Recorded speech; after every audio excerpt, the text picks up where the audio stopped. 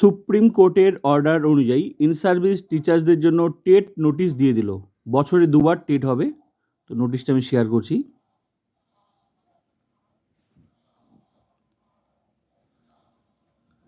তেলেঙ্গানা রাজ্য প্রথম সুপ্রিম কোর্টের অর্ডার মেনে টেট বিজ্ঞপ্তি দিয়ে দিল ইন সার্ভিস টিচার্সদের। বছরে দুবার টেট হবে।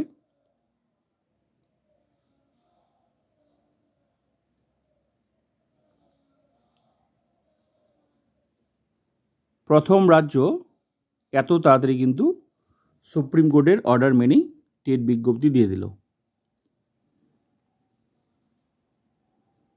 বছরে দুবার টেট হবে।